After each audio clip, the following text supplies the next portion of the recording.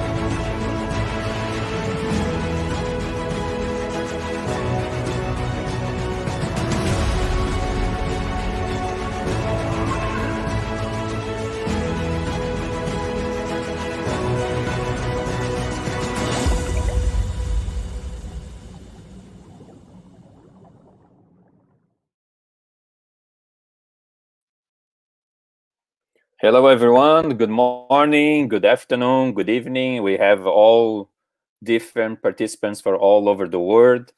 It's a really pleasure to be here in name of Gustavo Borges Methodology. And today we have one of the, stars from our conference, no more than Ernest Maglisco.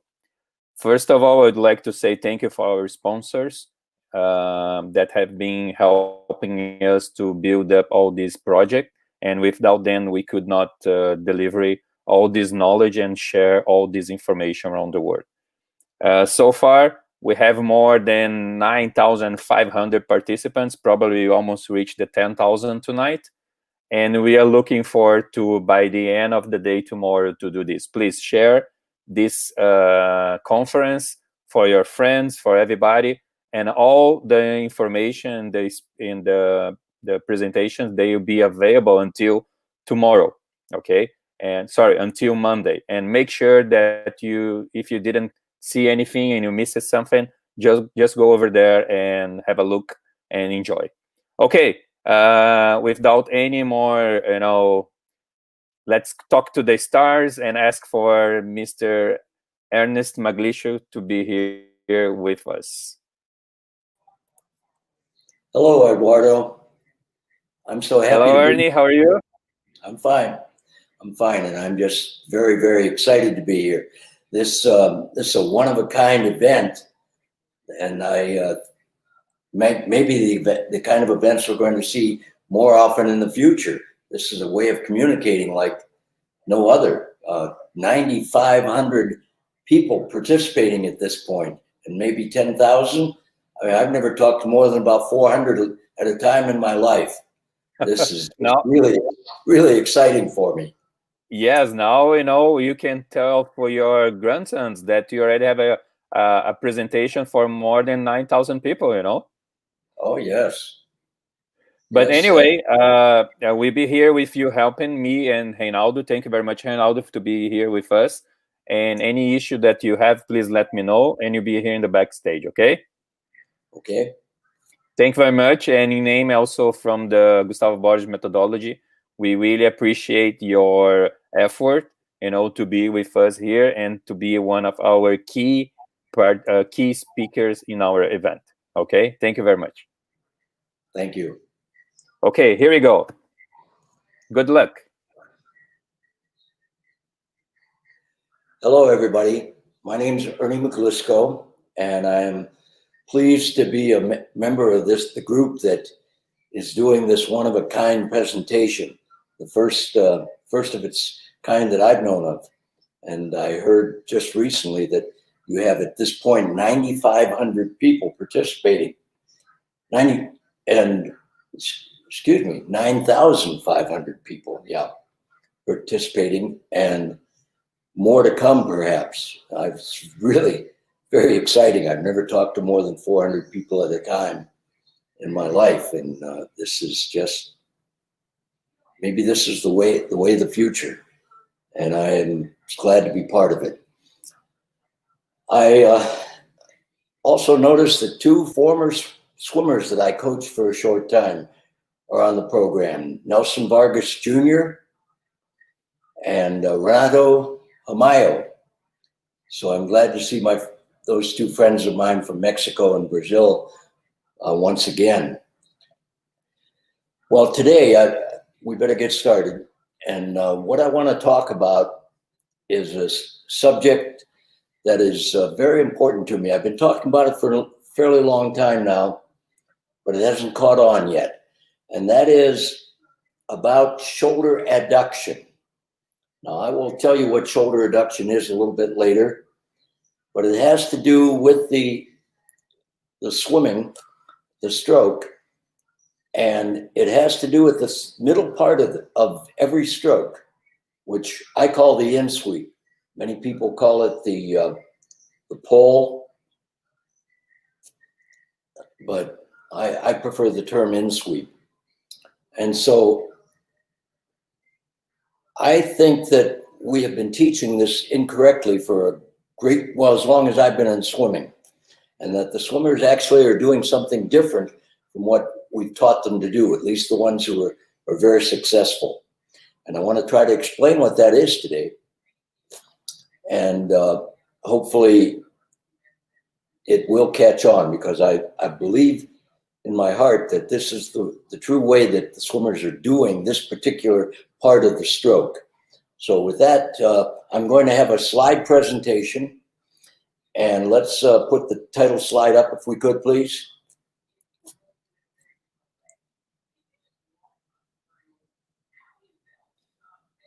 Okay, and the next slide. Now, this slide is a representation of the propulsive speed, actually the speed of the swimmer and various phases of the arm stroke during the freestyle. And I want to make sure that you understand we're talking about the same things, and because I use somewhat different terms. This is a very typical graph of a freestyle swimmer in a race. And you can see that the stroke has actually about 2 propulsive peaks with each arm. And I call these the 2 propulsive peaks with each arm stroke, the in sweep and the up sweep. Most people call them the pull and the push. The in sweep corresponds to the pull, where your hand comes under your body, and the up sweep corresponds to the push, where you push back with your hand.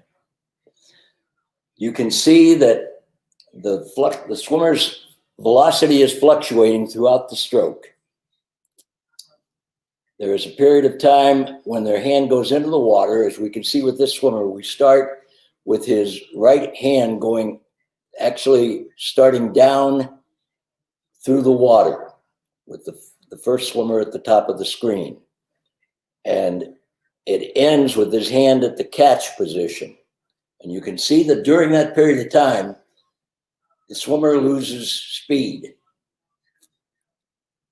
From the time they begin to move their hand down in front until it reaches the catch position, their body will be decelerating.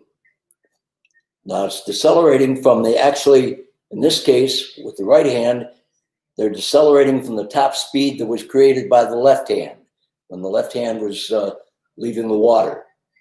And this period of deceleration takes just a few hundredths of a second. I'm going to put on my glasses so I can see it better.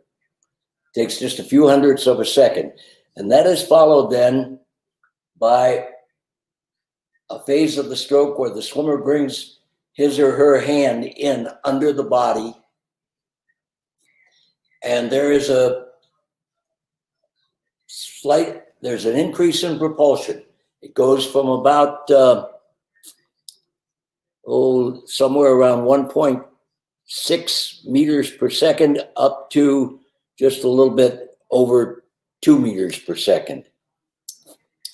That may not seem like much, but 2 meters per second is equivalent to a 50 flat, 100 meter freestyle. Then at the end of that in sweep, there is a slight deceleration again as the swimmer makes a transition to the next phase of the stroke, which I call the up sweep. And again, most people refer to that as the push. And that seems for this particular swimmer to be the most effective part of the stroke because his speed goes up to the peak that you see for that particular arm. And that whole stroke with that arm takes approximately 3/4 of a second, and then the other arm goes in, the left arm, and you see the same pattern. You see the velocity dropping from a peak with the right arm to a trough under 2 meters per second as the swimmer makes a catch with his left arm. Following which there's an in sweep where there's a propulsive peak, a transition period where the swimmer loses a little bit of speed, and then an up sweep where he reaches his propulsive peak of the stroke once again. So that is very typical pattern that you see with a world-class swimmer, a male swimmer in this case, of course, who might be swimming the 100-meter freestyle in under 50 seconds. And this swimmer that this is patterned after was Francisco Sanchez, who was 3 times world short course sprint champion. And he won the 50 twice and the 100 once in the World Championships. And he did go under 50 seconds for a 100-meter freestyle. This would be back in the early 1990s. And so that you're looking at a very good swimmer, and this is his actual data when he's swimming in competition. Now, can we move on to the next slide? Here I'm showing you a freestyle stroke pattern, a side view of it drawn relative to a fixed point in the pool. And we have to get together on this and understand each other, what I'm talking about. These stroke patterns tell us a lot about what swimmers are doing.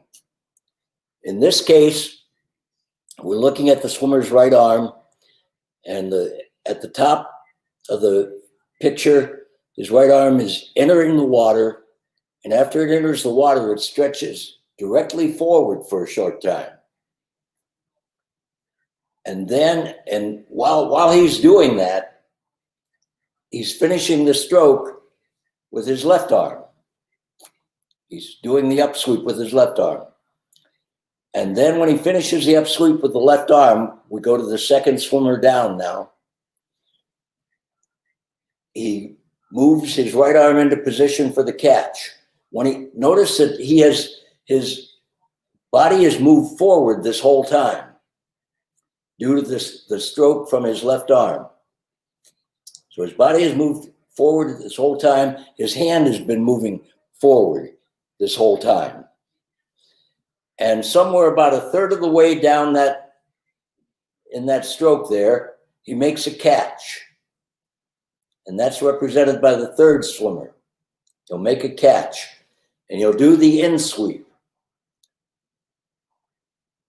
And that's when he'll begin to accelerate for the first time with his right arm stroke. And then the final shows the right arm stroke during the upsweep as it's coming through the water. So the pattern that you see there is drawn relative to a fixed point in the pool. The swimmer's hand actually goes into the water, it moves forward, then down, then around and up a little bit, and back, and then up some more and back some more. That is relative to the water. That's how the swimmer is moving the hand through the water. And there is some backward motion in that stroke, as you can see.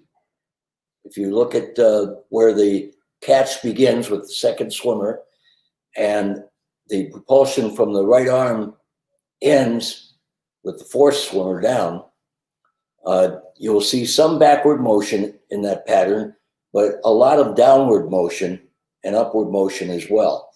And those are important to understand. Now let's move on to another. Let's go on to the next slide.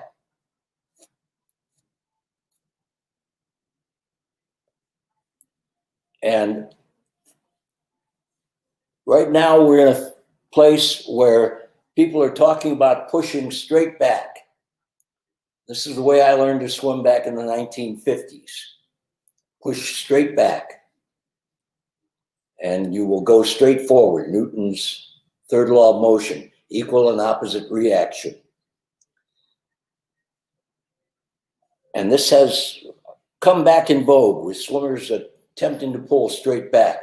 But in reality, no swimmer can pull straight back. The stroke pattern the swimmer uses has to have lateral and vertical components. I just showed you the vertical components, the down and up, but there also is an in and out part of the stroke. The hand goes out, comes back in, and goes out again. And the question I think that you need to answer for yourself is how much of that weaving motion should you have? It should be minimized, but it's impossible to push straight back, because in all sports motions, The motion is circular because the hand has to go from one place to the next, and the best way to get there is through circular movement, which is gradual, and that conserves momentum. If you push straight back, when you stop, then the momentum stops. You have to push mostly back and then blend into another part of the stroke where you're pushing mostly back, but also out and up some. So in the beginning, you're pulling back and in, and here you're pushing back and up and out. So it's always a three-dimensional movement. To the swimmer, it may feel like he's pushing straight or she's pushing straight back, but that isn't what is truly happening. So the question you have to decide for yourself is, how close to the perfect stroke can I get this swimmer by telling them to push straight back or by allowing them to weave their hand through the water to some extent? And I think the emphasis on pushing straight back will seem to work for some swimmers because they will minimize the in and out movements, but it may not work for others because they will lose the transitions that they need from one part of the stroke to the next. And vice versa, the opposite can happen. Some swimmers, by trying to weave with their hand to some extent in a circular pattern, will overdo that.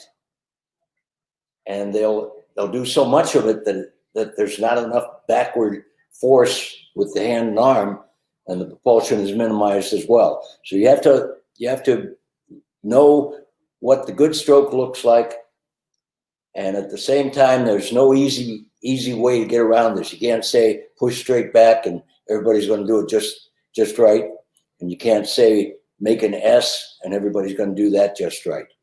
All right, let's go to the next slide. Here's another way to look at this to help you understand what I'm talking about. I know this may be very new to some of you, and you have to get an idea of what we're seeing. This is data that came from Alexander Popov's winning time in the 100-meter freestyle in 1992 at the Olympic Games. It shows his stroke pattern, which is very similar to the one I showed you earlier and very typical of the freestyle stroke when looked at from a front view. And it shows also his velocity, how fast his body was moving forward in each phase of that stroke. So what the first arrow up at the top represents the beginning of the down sweep. His right hand entered the water back at the beginning of that drawing, back in here somewhere. You can't see that, but and it moves straight forward until the other arm, in this case his left arm, finished its stroke, and then he begins sweeping it down through the water to make a catch. Now you notice that when he finishes his stroke, he'll probably be going about 2.3, 2.4 meters per second when he finished his left arm stroke.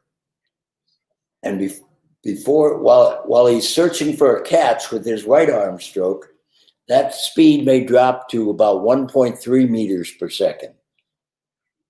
That's quite a bit of drop, but it's necessary. And what the swimmer has to do is try to minimize that. If they're going 2.5, by the time they make the catch with the next arm, they'd like to be going maybe 1.5 meters per second instead of 1.3 or 1.2. So you have to try to minimize, but there's no way to eliminate it. There's no way to get propulsion during that phase of the stroke. You can only try to make a catch. If you try to work with the arm and pull during the down sweep during that part, while your hand is really moving forward, pattern shows the hands moving forward until they reach the point where they make the catch. And if you try to minimize that by pulling back sooner, you will just decelerate more, because your hand will not propel your body. Now, when he makes the catch, when the catch always takes place when the swimmer has his arm or her arm in position to exert backward force against the water. And that position occurs when they get their forearm facing mostly back and their upper arm facing back. And in this case, it starts about, near the end of the down sweep, the first part of the stroke. You see he's going about 1.4 meters per second at that point, and now he does the in sweep, and his speed goes up to 2.4 meters per second in just a few tenths of a second. That's very typical. As I say, there's no way to avoid that deceleration in the early part of the stroke, but there are ways to minimize it. You can minimize it by being very streamlined during that phase. You can minimize it by doing the right thing with your arm, which is to be sliding it down and forward, and even a little bit out, so that the catch can be made as early as possible. And then on the in sweep, you see the speed goes up to about 2.4 meters per second. And then there's another transition. The little curve you see, that little flat part in the back of the stroke pattern, that's the transition from the in sweep to the up sweep, or from the pull to the push, as I said. And during the up sweep, his hand is going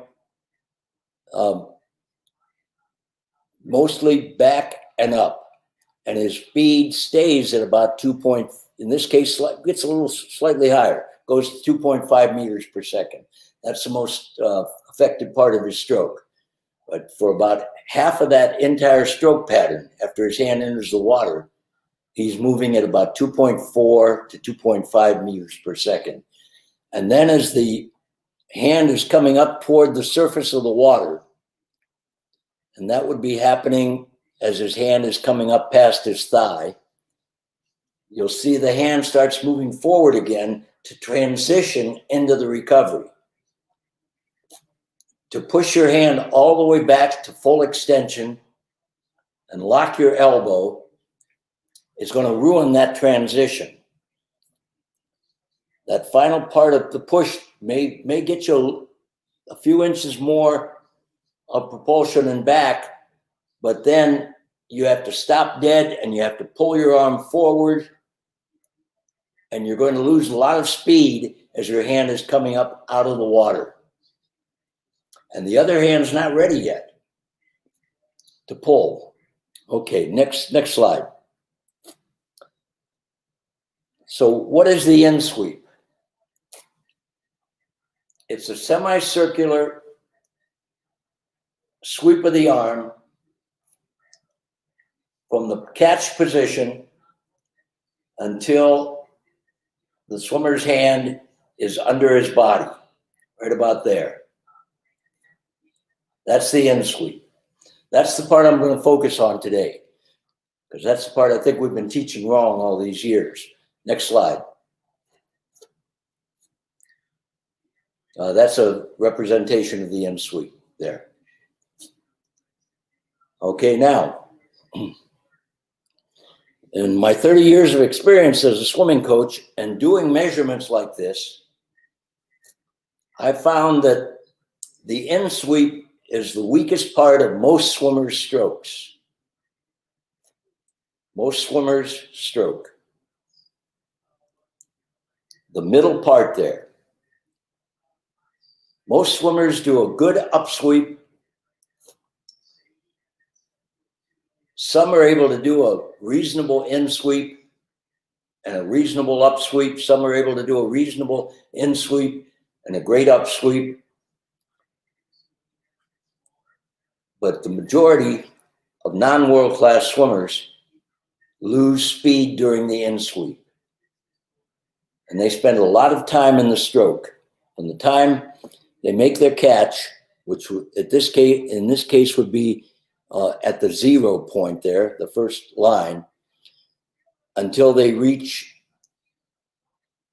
the beginning of the upsweep, which takes place at about 0.2 of a second into the stroke, they are actually not going very fast at all. If you look at the graph on the right, that is very typical of most swimmers. So I think the majority of swimmers do a reasonably good to great upsweep. At the same time, the majority of swimmers do a reasonably poor in-sweep. Once again, that's because I think we've been teaching it incorrectly. Next slide, please. So now I want to take some time and explain this in-sweep. This is a world-class swimmer, a former U.S. Olympian, and she is making the catch with her right arm. Well, let's take a look at that. You notice how deep the hand is. It's pretty deep. It's been stretching forward and down and getting into position to make the catch. And how does she know when she's in position to make that catch? Forearm's going to be facing mostly back. Hand is going to be facing mostly back. Upper arm is going to be facing mostly back. To try to pull while that hand's on its way down in the first third of the stroke is not going to work. There are a couple of other interesting things about this. There are various ways you can do this. A great number of swimmers do it the way she's doing it. Let me get this way. They do it with a high elbow and their arm goes out to the side a little bit, like this, like me. That's the way most do it. The upper arm stays somewhat parallel with the surface, and there's some flexion, and it's out to the side. The hand is always facing out just a little bit there. It's not facing back. Why? Why do you see this with every swimmer? I think we know now. I think what they're doing is they're setting up a vortex making machine with the palm of their hand. So by having the palm facing out slightly, as they make their catch, the first movement they make is to flatten their palm against the water and then start the in-sweep. And in that case, they create vortices around the hand which help propel them forward. And there's going to be a lot more known about that in the future. But right now, not too much is known about it. So that catch has to be made that way. And in every stroke, the swimmer will do the same thing. It'll look different because of the stroke is there. The stroke is different, but they'll be doing the same thing. Let's go to the next slide.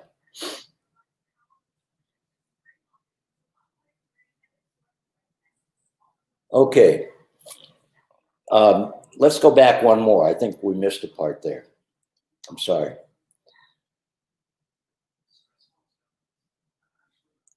Now, I want you to notice that the arm is already flexed,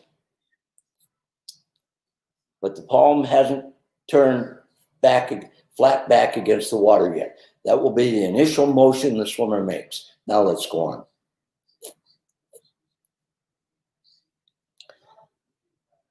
Now, I said that I think we've been teaching this in-sweep incorrectly for years now, because most of us teach the movement as one that starts near the surface of the water, and with the arm straight, and we indicate that the swimmer's hand moves down through the water and flexes gradually, and that they're pulling during this time. and that they pull that hand in under their body like that. But that isn't what swimmers do. They don't start with a straight arm and begin pushing against the water with the palm of their hand, and then their forearm, and then their upper arm, and then in under their body, gradually flexing their arm the whole time. They already have their arm in this position before they make the catch. And from that time on, they pull that arm and keep it pretty much in that same position with the arm flexed, facing back, and the palm facing back. So that's one of the misconceptions. You do not flex your arm as you're pulling it in under your body. You flex your arm, then you bring it in under your body. Very different. Not flexing it as you pull it in. You're not flexing your arm as it's going down through the water to make the catch and bending it in order to bring it under your body. You're not pulling in that part. That is all set up. And you can see that from the velocity. That is all set up. And the setup occurs, yes, you do flex your arm, but you're setting it up. You're not pulling with it. You may be supporting yourself somewhat with it, but the pull hasn't begun yet because you have not begun to accelerate your body forward.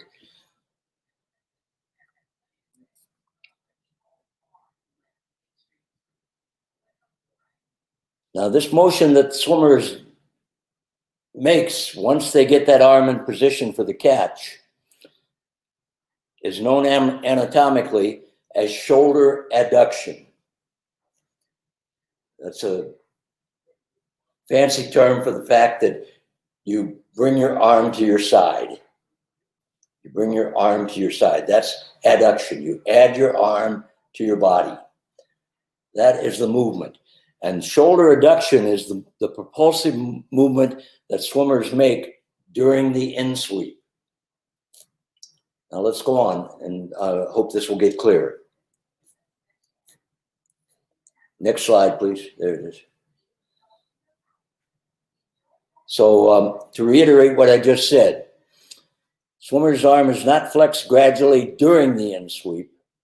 It's flexed before the in sweep begins. Next.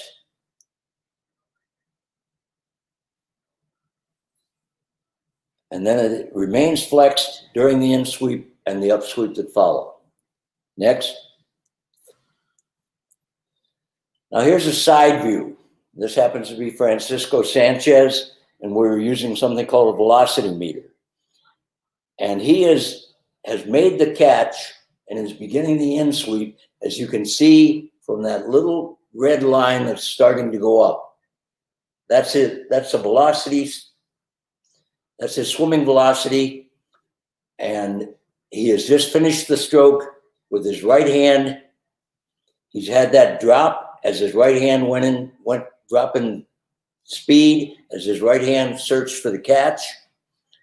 And then just at this point, when his upper arm's facing back, his forearm's facing back, and his hand was facing out slightly, he turns it, sets up a vortex pattern, and begins to accelerate his body forward with the in sweep.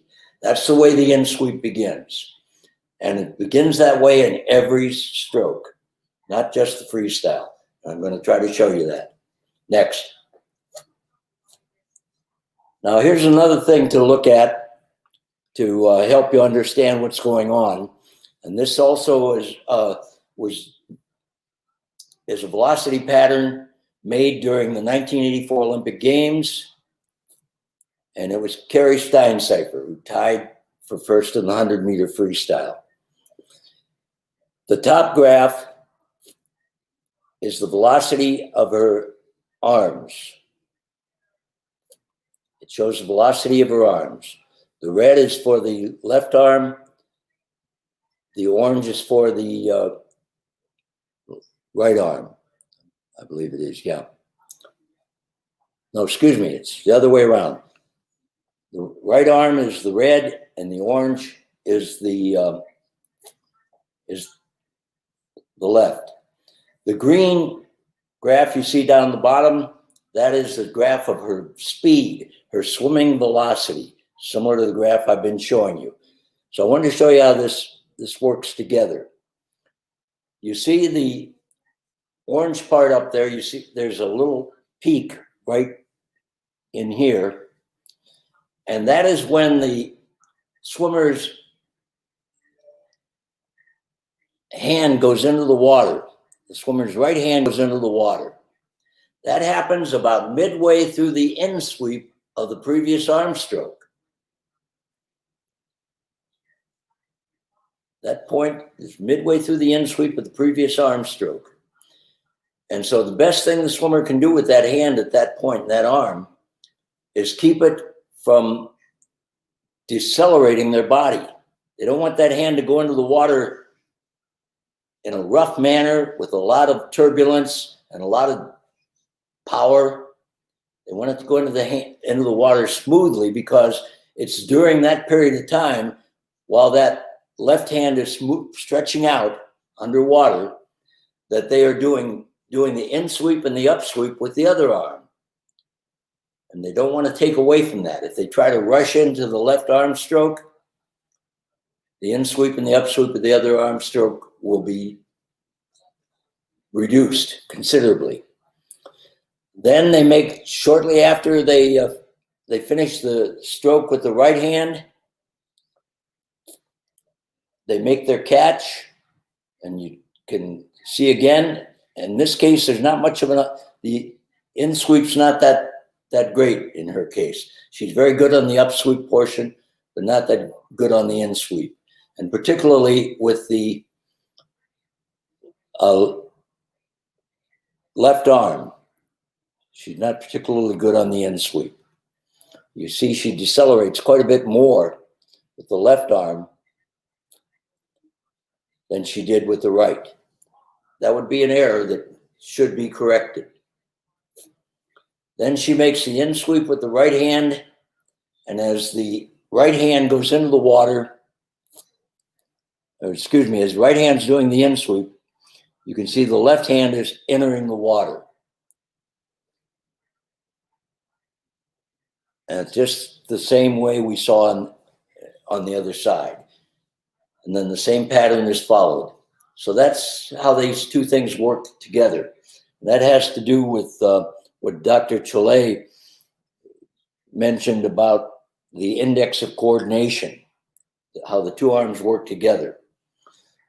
And that one will be propelling the body while the other is really staying out of the way. Next slide, please. Okay, so what is shoulder adduction exactly? As I said, adduction means that the upper arm is moved from an overhead position to a position at the side. That is, it is added to the body. Next slide. The swimmer achieves this with a semicircular outward and backward sweep. And that backward sweep is done in an arc-like manner. The first half of the arc is very propulsive, and the second half of the arc is probably not as propulsive. Most of the propulsion comes from the catch until the body is passing the elbow. And at that time, the hand and the arm are still at about shoulder width. They're not under the body. If the hand goes under the body, that is a transition to the upsweep. And the speed will slow down somewhat there during that slight transition period, as you've seen. So all I'm talking about right now is the in sweep itself and how the in sweep is done. Next slide, please. Okay. Now, what are some more important points about this in sweep? This is one I discovered again with Sanchez. I'm going to try to show it to you not in a scientific way, but more a coach way, the way the coaches figure this out. I had Francisco swimming in a pool, and you can see with that picture there that he is making the catch with his right arm stroke. And the left arm is just entering the water. The right arm is at the catch. I want you to take a look where that light is. There's a light in the picture in the upper right-hand corner at about the same height as his body. That'll be a good reference point for us to tell what he does once he makes the catch. So he's making the catch now. Let's go to the next picture.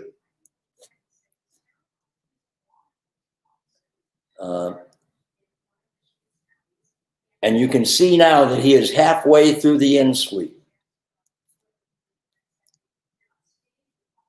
And you notice that his elbow is at about the same height that it was before.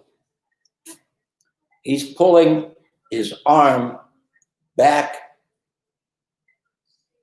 He's not continuing to flex his arm and bring it in under his body. That's not how he brings it in under his body. Not by flexing it. He brings it in under his body in a circular manner, this way. Like this, not like that. Not by keeping his upper arm here fairly static and flexing his arm to get his hand under his body. That's not the way it's done. It's done this way, so you have your whole arm you can push with. Push against the water with, right there. That's the most effective part of that stroke. And then this is the transition to the upsweep. So one of the things you want to look for is that the arm is moving horizontally backward, not directly backward. Yeah, there'll be a little bit of a down and up motion, but horizontally backward during the in sweep, not down and up to any great extent. Next slide, please. And here he is at the end of the in sweep. And his right arm, or excuse me, his left arm is stretched out in front of him, ready to start its catch. And he's finished the in sweep with his right arm, and he's about to do the up sweep with his right arm. That's the in sweep. And you notice that elbow is still at about the same level as the light. So he did not push his arm down through the water, gradually flexing it. That is how he kept his elbow at the same height as that light. He flexed it, and then he pulled with the arm. Flexed it, then he pulled.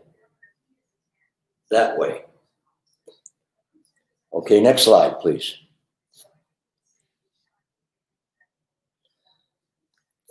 Now, we all know that the dropped elbow is one of the biggest mistakes swimmers make. And I think that comes from teaching the in sweep incorrectly. When you teach the in sweep as starting with a straight arm and gradually flexing it as you come down under your body,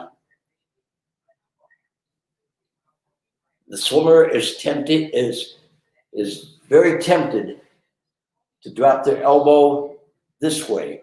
So the upper arm is actually moving down against the water, and the forearm's moving down against the water.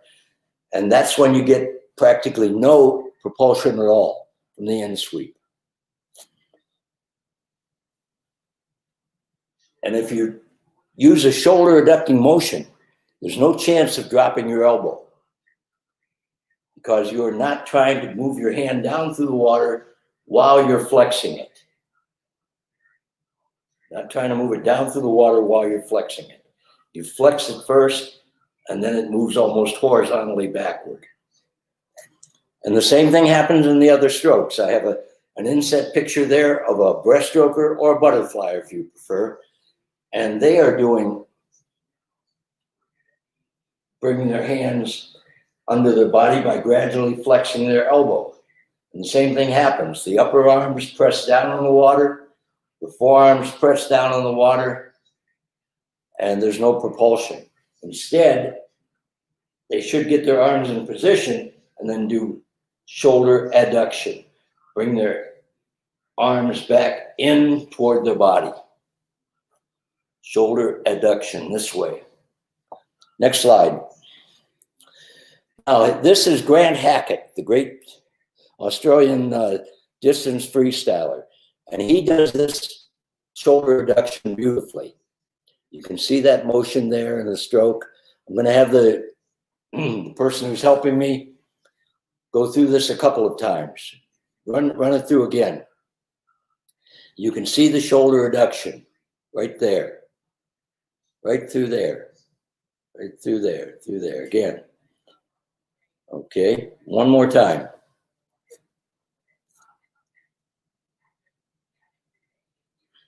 That, I think, is the way the in sweep is done. You make the catch. When you make the catch, your arm will already be flexed. How much? I'm not sure. Right around 40, 50 degrees. And that's nice, what you're doing now. That's good. Show that a frame at a time like that if you can. And keep going. Keep. That's good. Very good. Very good. Next slide.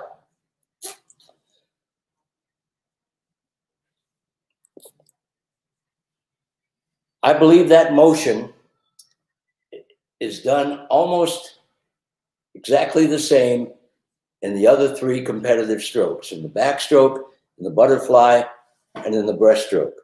The in sweep should be taught just like I was teaching it in the freestyle.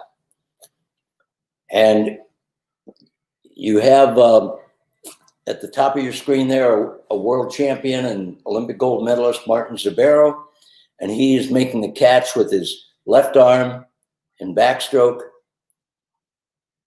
And I'm trying to show that with the little graph showing it's at the catch position. And to his, to your right is Chrissy Amon-Layton, silver medalist in the 100-meter butterfly at, I believe it was 1992 Olympic Games. And she has made the catch with her arms. And you can see that they're already flexed. In this case, they're out wide to the side because she's not rolling her body in that stroke. And at the bottom, you see Anita Null, a former world record holder in the 200-meter breaststroke, also at the catch position. Her arms are almost in exactly the same position as Chrissy.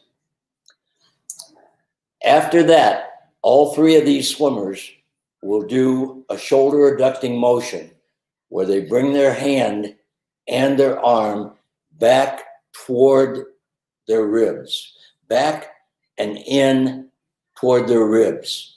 Now, the arms may move down a little bit, but that isn't really the purpose of what they're doing. They're actually trying to keep their forearms and their elbows at about the same depth in the water and come back in a shoulder adducting motion like this. Butterfly, like that, and breaststroke, and backstroke the same way. The hand is here and it comes up. It makes the same kind of motion, Backstroker's arm is already flexed. It makes the same kind of motion during what we call the upsweep of the backstroke. And they do the same thing with their hands. They begin the stroke with their hands facing out slightly. And the initial motion is to turn the palms flat against the water as they begin to sweep them in under their body, right there. It sets up a vortex system. It's going to help accelerate their body. They do it the way I'm showing you here in breaststroke and in butterfly. And they do it like this in backstroke. You can see The Zabero's hand is also facing not only back, but down a little bit. And he will initiate that catch by turning his palm flat until it's flat against the water. Chrissy will do the same in butterfly.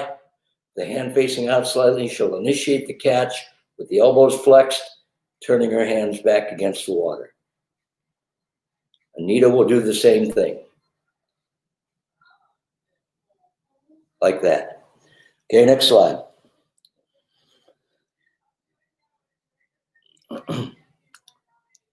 They catch like this so that they can apply propulsive force not only with their hands, but also with their forearms, and perhaps for a certain amount of time with their upper arms as well. Next slide. Here's the results of a study where it's been duplicated many times, replicated, I should say. Replicated many times. The results are almost the same. When they study the propulsion from the hand and the forearm, the propulsive force is almost doubled when you put the forearm into the stroke. Not just the hand. The green represents the propulsive force from the hand. The orange and green represent the propulsive force from the hand and arm. It's almost double. So it's very important to use the forearm and the hand, and perhaps even the upper arm to some extent in the early part of the in sweep, in butterfly, in breaststroke, in backstroke, and as I showed you in freestyle. Next slide. Okay, so here I'm trying to show you the in sweep of the three strokes. Backstroke at the top was Zabero. He's making his catch in the upper picture, and he has started his upsweep in the second picture. Butterfly to your right, and he is making the catch in the upper picture, and he's finishing the upsweep in the next picture below. And in both cases, you see the elbow moved almost horizontally backward, not down and up. And breaststroke, I believe even breaststroke is done in this same way. You see a breaststroker at the bottom two pictures making the catch, and the first of those on your left, and doing the in sweep in the second picture. And I believe in breaststroke that even there, that in sweep works in the same way. It is a pull like this. And the effective part of the pull is from about the time you make your catch until your hands are passing in under your shoulders. After that, I don't think you see any more pull. The propulsion starts to go down. I don't believe you can scull the water in and up with your hands and get grain propulsion from it. Next slide, please. Now, this is a movie that I made of several very great swimmers demonstrating these things. Here you see Peter Van den Hoogenband. What I want you to look at is, again, the horizontal movement of the elbow backward. The catch, the first half of the in sweep, and the second half of the in sweep. There's the catch.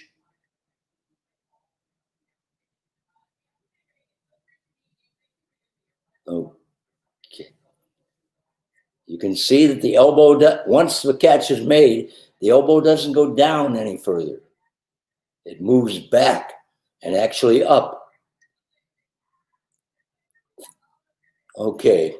Now, go to the next, go to the backstroke. That's good. Oh, no, keep the movie running. Keep the movie running, please. Here's Grant Hackett, and this is even clearer. Catch, in sweep, up sweep. Catch, in sweep, up sweep. Catch, in sweep, up sweep. And here's Christina Egersege, one of the greatest backstroke swimmers of all time.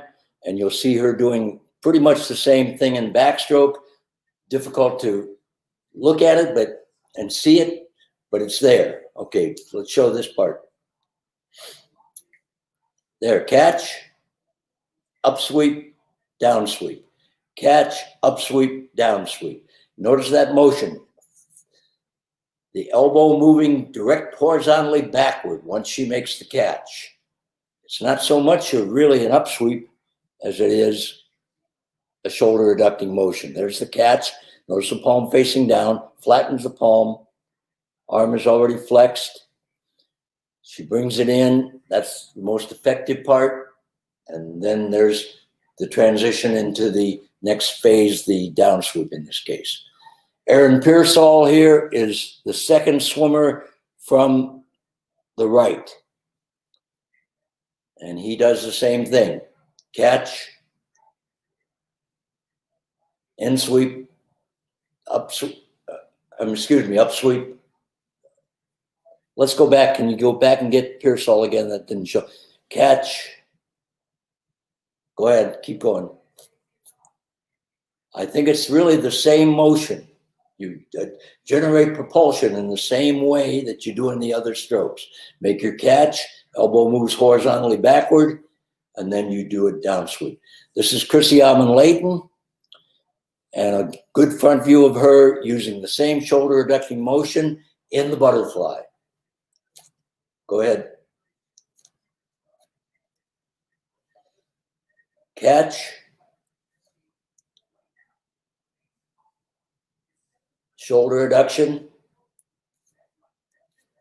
Halfway through the in sweep, the most propulsive phase of it. Transition to the up sweep. And then the up sweep. Here is, can you stop this for a second? Here's probably the best picture I have of a butterfly swimmer, Andrei Surdanoff, who took third to Michael Phelps and Crocker in the 100-meter butterfly. We're back at the beginning. There we go. And you can see very, very clearly in this picture that the in sweep is a shoulder adducting motion. It's not an out and down. You don't go out with straight arms, flex them down and in under your body, and then sweep them up. You go out, flex your arms, make a catch, you do a shoulder adducting motion. Go ahead, show it. There it is. Watch the elbow again. Watch it move almost horizontally backward. Right through here. That's the way that motion, I believe, is done.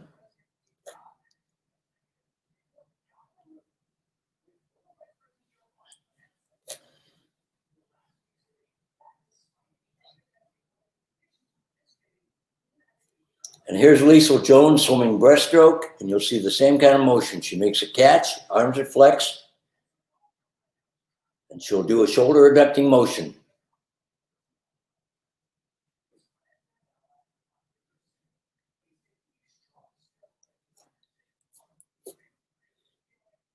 Okay, there's the catch, arms are flexed, shoulder adduction.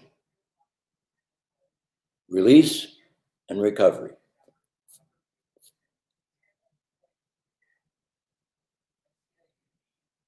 Catch, shoulder adduction, release and recovery. Another breaststroker from underneath. You can see making the same kind of movement. Catch.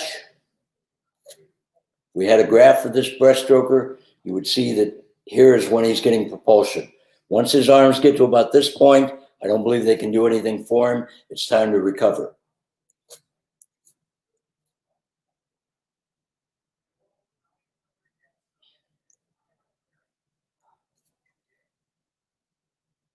And the final swimmer on this video It is not up yet. There's the catch, shoulder adduction, release, recovery.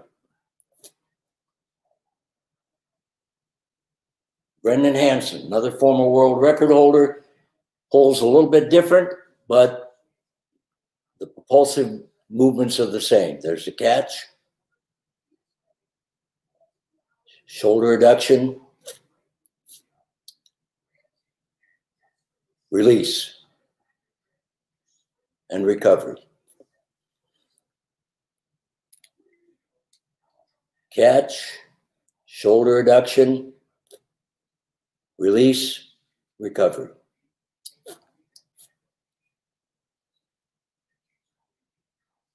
Okay, I think we're done now. Go to the next slide. All right, I want to make another point. Now you might say, why do some swimmers pull deeper than others? Why don't they make that? Why don't they all swim like Grant Hackett? Why don't they get that elbow up high out in front? That's the way Katie Ledecky does it, but they don't all do it that way. You could make a case that the shoulder adducting stroke for the swimmer in red up at the top there is the better way because they get more of their arm facing back earlier in the stroke. But that involves making a sort of a small semicircular motion during the in sweep. Whereas the swimmer in the bottom in the green, you can see that they go down fairly deep with their arm straight before they start to flex it. And you, from a front view, you can see that they're pulling this way. Well, that's the way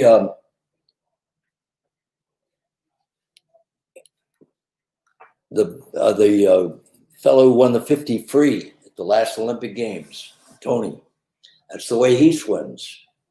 So I'm not saying that everybody has to swim with that shoulder adducting motion. It doesn't have to be classic like Grant Hackett.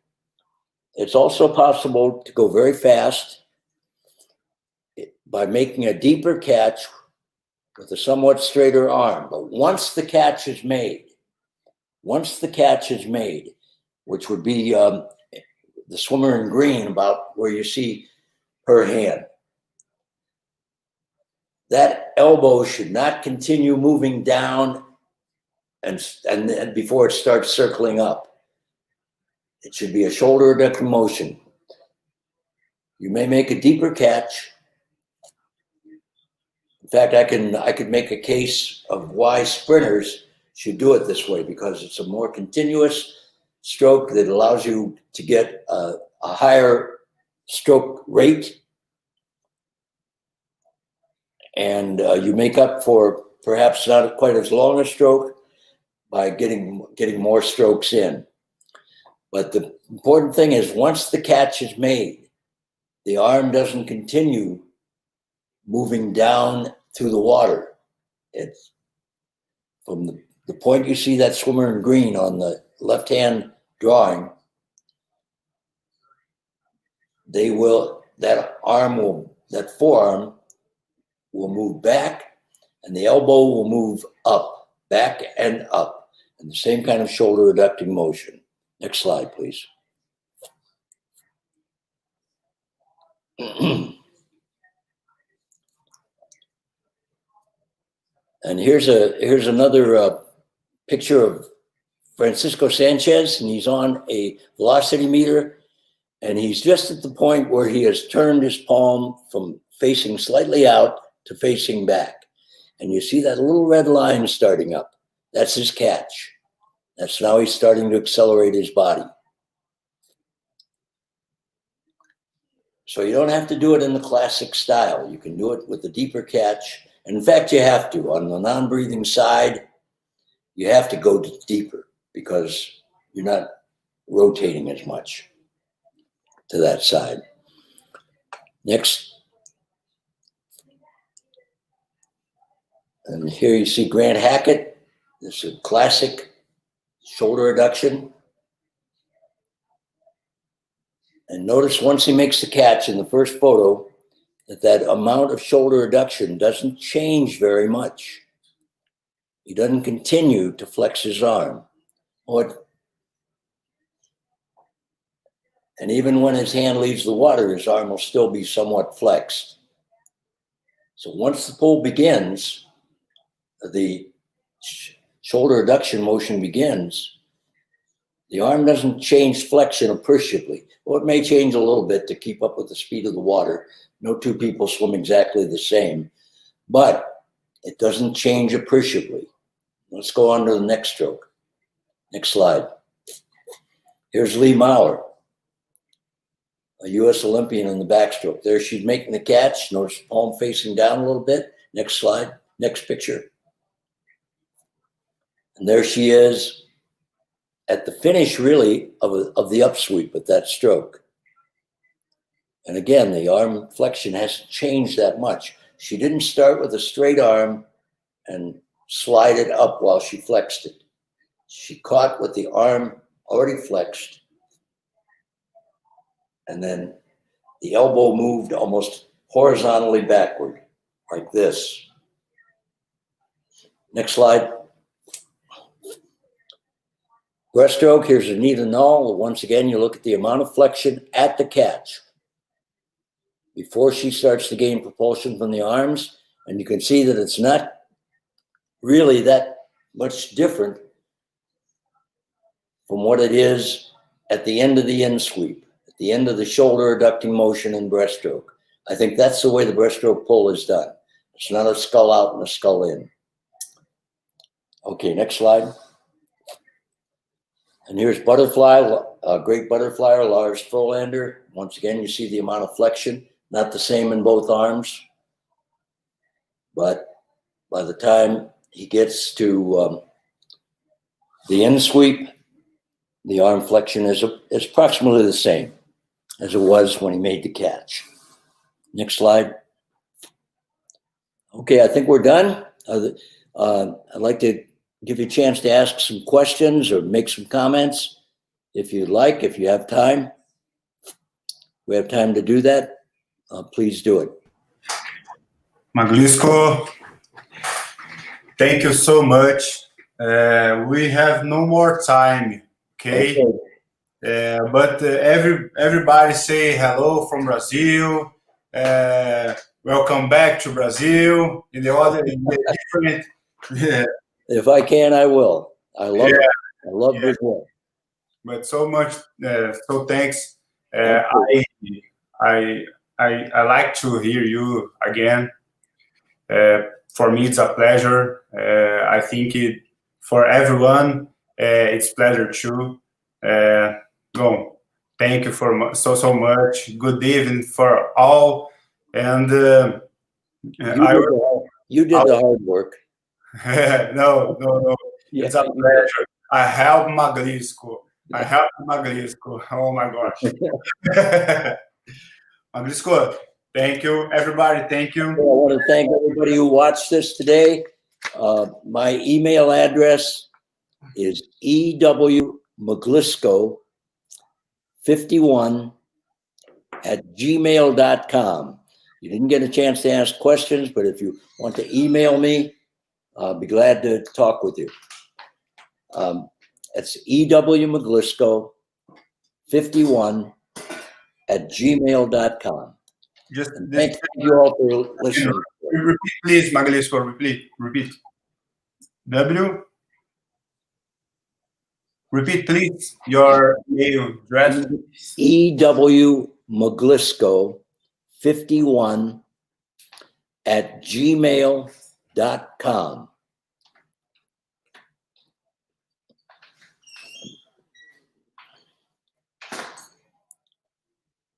I know some of the things I've said are like this. You get it? Like this. Oh, you got it there. Yes, that's it. Yes. Thank you. Okay.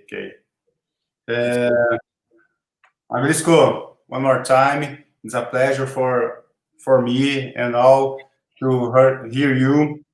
And now I will speak in Portuguese. Okay? Okay, I'll go get a glass of water. Ok, thanks. Pessoal, mais uma vez, muito obrigado a todos. Estamos quase terminando esse quarto dia, né, de evento. A gente tem mais uma palestra muito legal que está acontecendo agora, que é do Laurie Lawrence, o australiano. Então, quem está aqui, corre para lá. Eu sei que é muita coisa, muita informação, mas eu gostaria de agradecê-los por ter ficado. O Magnífico é sempre sensacional. Obrigado a todos. Gostaria de agradecer um agradecimento especial aos nossos patrocinadores, a Poker, a Evo e a Fluidra, que são os nossos patrocinadores Master, a Swing House e a Q1 Ambiental, que são os nossos patrocinadores Ouro, e ao apoio do CREF 4 de São Paulo. Ok? Uma boa noite a todos, muito obrigado por estarem aqui conosco, e amanhã, gente, tem mais. Tchau, tchau, boa noite a todos.